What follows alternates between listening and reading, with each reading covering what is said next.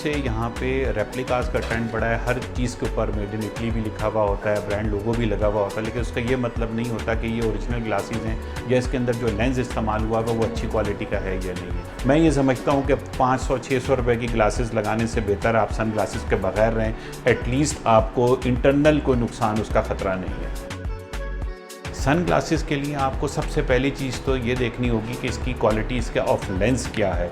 Basically तो हमें जो धूप की रोशनी है जिसके अंदर सबसे जो हार्मफुल रेज़ है वो है अल्ट्रा वायलेट रेज़।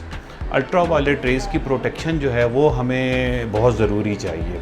तो जो आम लेंस इस्तेमाल हो रहा होता है, जो आप देखते हैं कि स्ट्रीट हॉकर जो उसको सेल कर रहे होते हैं, उनके अंदर बेसिकली वो नायलॉन इस्तेमाल हो रहा होता है जो कि बहुत हार्मफुल है। वक्ती तौर पे जब आप लगाते हैं तो एक डार्क लेंस पहनने की वजह से आपको ऐसा फील होता है कि आपका जो है वो सन थोड़ा सा ब्लॉक हो गया। बट अनफॉर्चुनेटली जो सूरज की जो शुआएँ हैं, जिनको अल्ट्रा वायलेट जो हार्मफुल रेजेज़ हैं, वो जब उस नायलॉन के अंदर से गुजर रही होती हैं तो आपके रेटिना को ग्रेजुअली डैमेज कर रही होती हैं।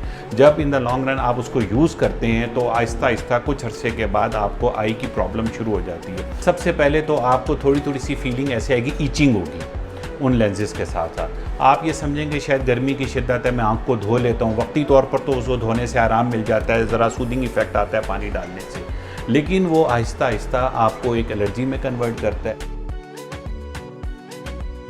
अब तकरीबन हर दुकान के अंदर अल्ट्रा वायलेट रेज़ चेक करने के लिए डिवाइसेस लगी हुई हैं, उसको चेक कर लिया जाता है।